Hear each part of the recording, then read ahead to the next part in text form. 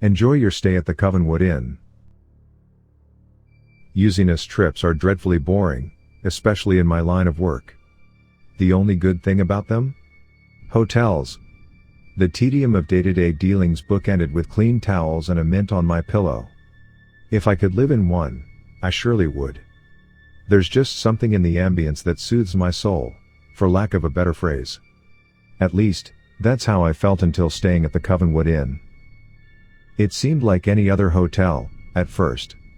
Typical floor plan, decorative arrangements, overly polite check-in clerk.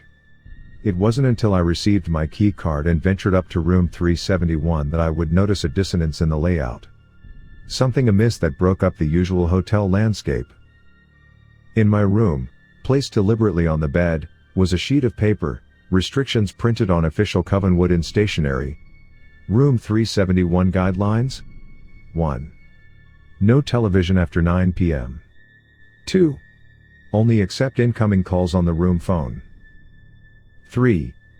Leaving your room between the hours of 10:30 p.m. and 1:30 a.m. is strictly forbidden. 4. At least 2 to an elevator at a time. Never go in alone. 5. No visitors. If there's a knock at the door, ignore it. 6. The minibar is for emergencies only. 7. The view is a lie. Don't trust it. Enjoy your stay. This was odd. I had never seen anything like it, not once, in any of the hotels I'd stayed at in the past. Perplexed, I called the front desk for answers. All rules are to be followed during your stay. The clerk stated this plainly, as if he had uttered it 1,000 times before. I don't understand. What emergency would warrant use of the minibar? Why can't I watch TV after 9? What does the view is a lie even mean? I was offered the same reply, spoken with the same tone as before, not unlike a recording. All rules are to be followed during your stay. And that was that. No answers. No explanation. Assuming it was some sort of strange hotel humor I was unfamiliar with, I threw the list on the bedside table and forgot all about it. Until later that night. As I laid in bed, watching the 10 o'clock news, something completely out of the ordinary happened. The reporter began scratching at her face. A little at first, but then a lot. Her motions became aggressive and skin began peeling. Blood dripped from the wounds as she continued to relay her report without missing a beat. No one seemed to notice or react to her appearance. Eventually, she froze in place and stared at the camera. Then, a close-up of her face, grotesque and mangled. Her bloodied lips spread apart and offered an ominous sentiment. Don't break the rules, Jack. I jumped out of bed, left my room, and ran downstairs. My voice echoed through the lobby as I barged over to the front desk. What the hell is going on here? The receptionist didn't so much as blink at my intrusion. What can I help you with, sir? I just watched a news reporter tear apart her own face and tell me, personally, to follow your bizarre hotel rules. Is this some kind of sick joke? He pointed at the wall clock behind him. It's 10:18, sir. In room 371, there's no television past. I grabbed him by the collar. I don't appreciate being toyed with. Continue this jest and there will be a call made to the authorities. Mark my words. I let go of him and stormed off, his monotone voice trailing off in the distance. All rules are to be followed during your stay. I returned to my room, shut the TV off, and laid down to sleep, pissed off, but exhausted. Unfortunately for me, my slumber would be short-lived.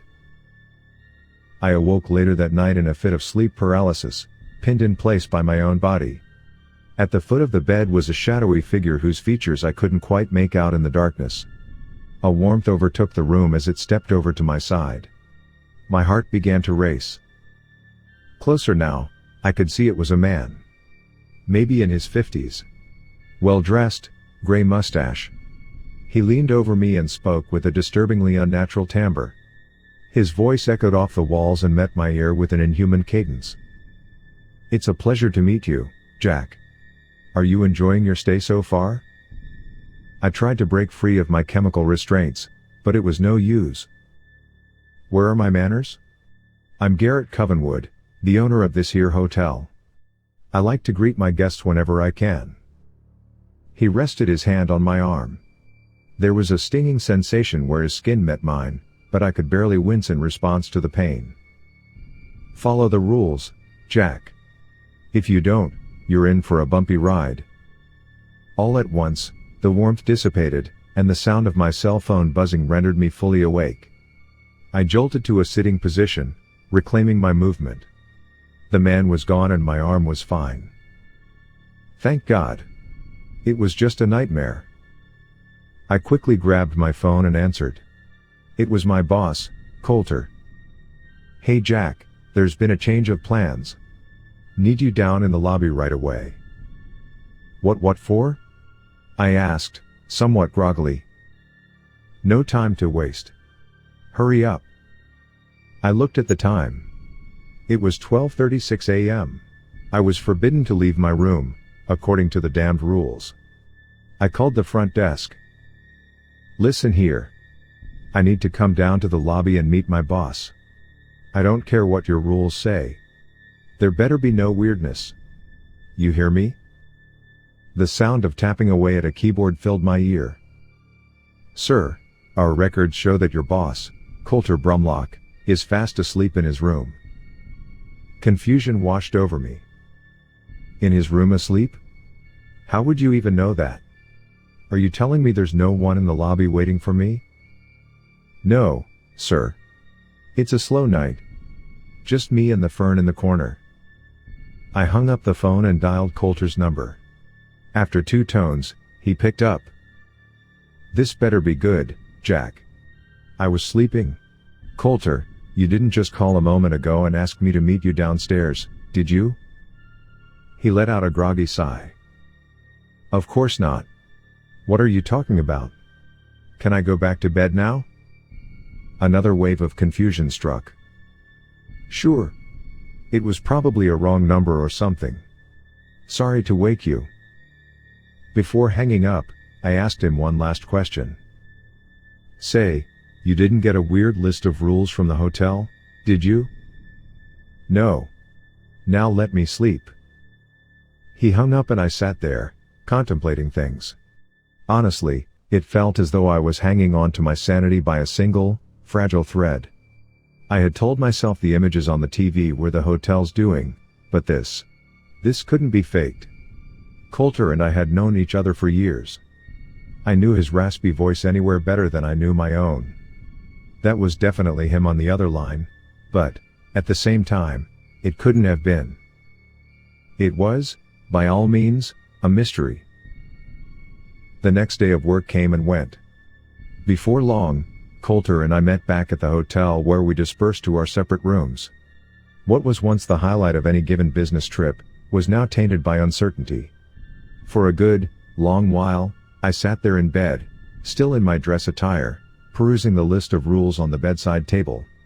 I couldn't make sense of them any more than when I'd arrived, but it had become abundantly apparent that something was going on. Something unexplainable. Part of me hoped it was the product of a tired mind, overworked and succumbing to the side effects of exhaustion. But lies, even the ones we tell ourselves, only stretch so far. After undressing and climbing beneath the sheets for some much-needed rest, there was a knock at the door. Rule number 5 came to mind. No visitors. If there's a knock at the door, ignore it. It felt silly, but I did as the rule demanded. Best to act with an air of caution, I thought. Better safe than sorry. The knocking, however, was soon followed by a voice. Coulter's voice. Jack, are you in there? Your wife called me. Says she couldn't get through on your cell. Something happened to Leslie. My heart sank. Leslie was our daughter. I jumped out of bed, ran to the door, and opened it at once. Coulter walked in, visibly troubled. What's going on? What happened to Leslie? Coulter bore a look of deep concern. Well, It's not good news. My heart was pounding. Out with it, already. What happened? This is my daughter we're talking about. He looked at me, almost teary-eyed. Leslie's dead, Jack. All color vanished from the room. What air I had in me left my lungs in a single, labored breath as a steady stream of tears wet my face. Coulter put his hand on my shoulder. There's more. Please, sit down. I fell to the bed, broken. The truth is, Jack, you broke rule number 5. Now I have to hurt you. His lips stretched into a wicked grin and his body froze. He was as still as a statue. Coulter. I don't understand. In a flash, his hands lunged and connected with my neck. With a viciously tight grip, he began squeezing the air out of my lungs. I tried to fight back, but his strength was overwhelming. I managed to get in a few jabs to his head, but it didn't seem to have any effect whatsoever. He forced me to the floor and continued to clench my throat, until finally, I lost consciousness. In that moment, I truly thought I was a goner. I awoke in bed the next morning, alive and well. I quickly reached for my phone and noticed a text from Charlotte. Just put Leslie on the bus. She misses you terribly. So do I. Please be safe. We love you. I got out of bed and raced to the bathroom mirror. My neck was void of bruising, no signs of strangulation. I called Charlotte to be doubly certain. To my relief, Leslie was indeed fine.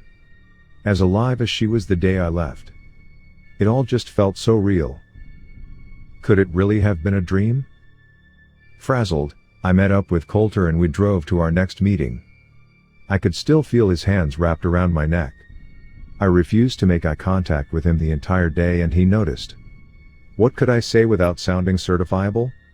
Hey, the hotel left me this weird list of rules to follow and now I think I'm seeing things. Want to stop for coffee before you drop me off at the nearest hospital? No, that wouldn't bode well.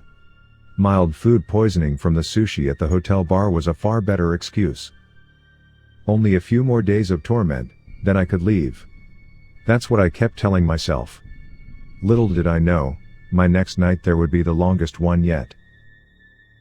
I awoke at 11:22 p.m., according to the blinking display of the alarm clock on the desk across the room. As my eyes adjusted, I noticed a faint, orange light dancing on the wall, pouring in through a gap in the curtains. I pulled myself out of bed and walked over to the window to identify the source of the light.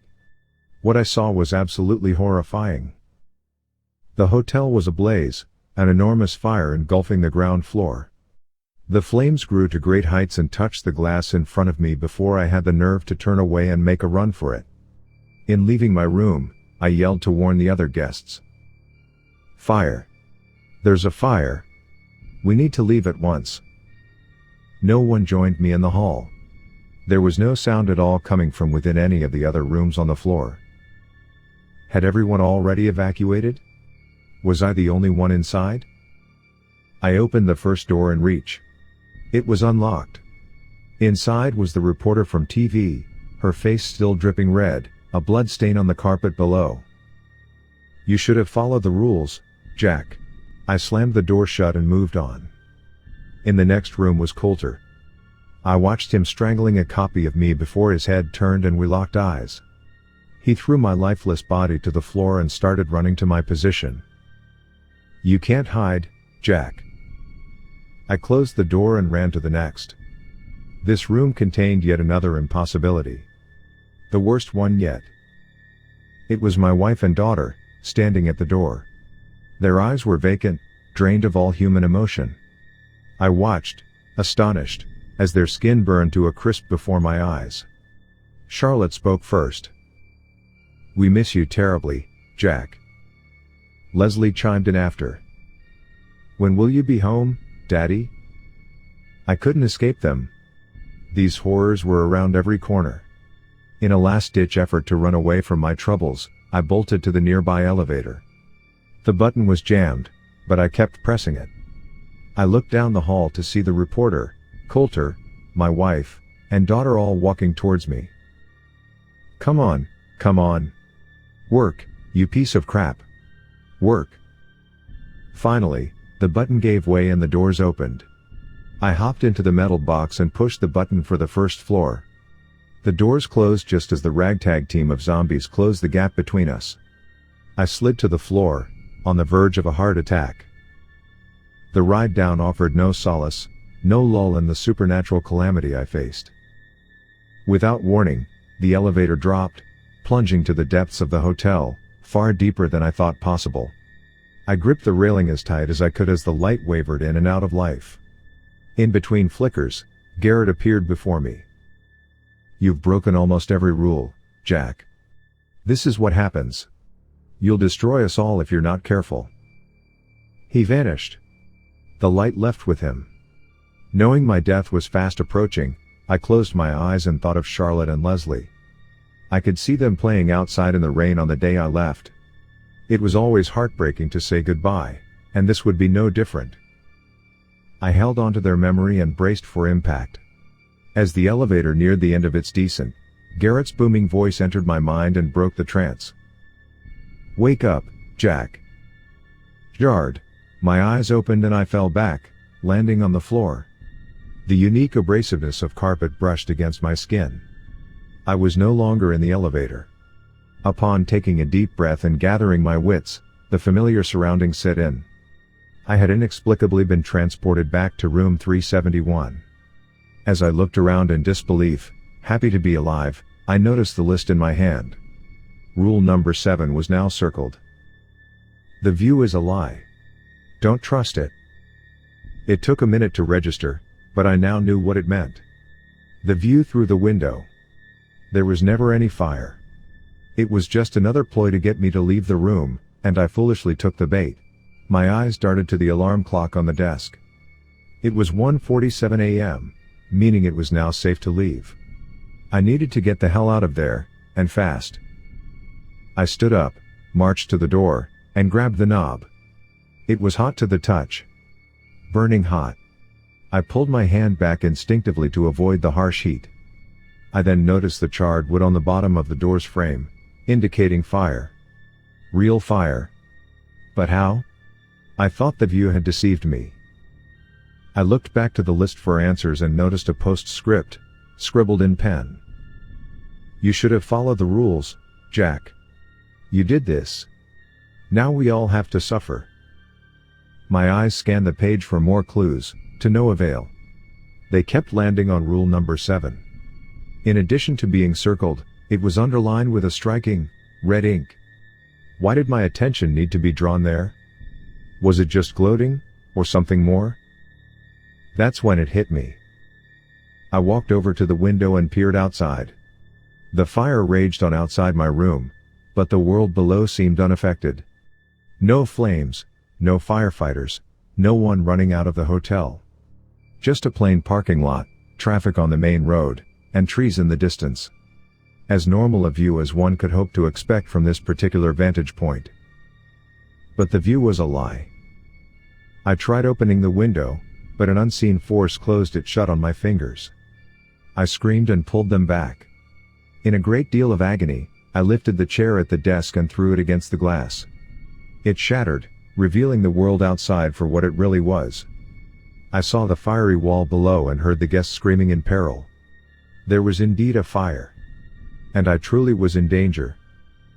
Still in pain, I picked up the list and looked at rule number 6. The minibar is for emergencies only. This was certainly an emergency. Without any time to waste, I opened up the minibar next to the desk. Inside were no drinks or food, only a small black box with a red button affixed to its surface. I pulled it out and placed it on the bed. There was now smoke seeping into the room through the outline of the doorway.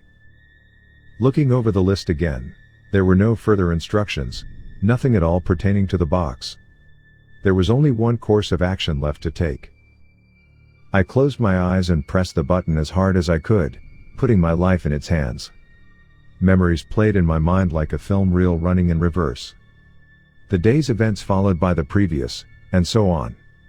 I relived all of the fear and torment in a matter of seconds, until eventually, my eyes opened, and I found myself in line with Coulter at the front desk, waiting to check in.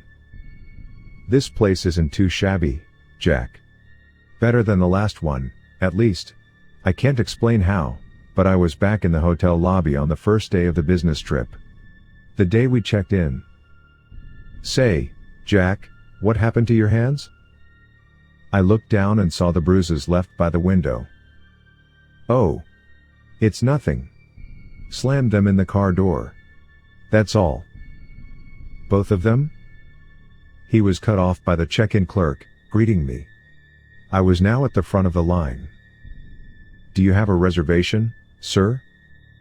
I stared at him for a while, remembering everything that had happened. I then backed away from the counter and turned to leave. Jack, where are you going? Sorry, Coulter. I think I'm going to get an Airbnb instead. I'll see you tomorrow. He waved his arms at me, frustrated, and then turned back to book his room. I heard the clerk handing him his key card before I reached the exit. Here you are, sir, room 371 on the second floor. We hope you enjoy your stay. Fuck.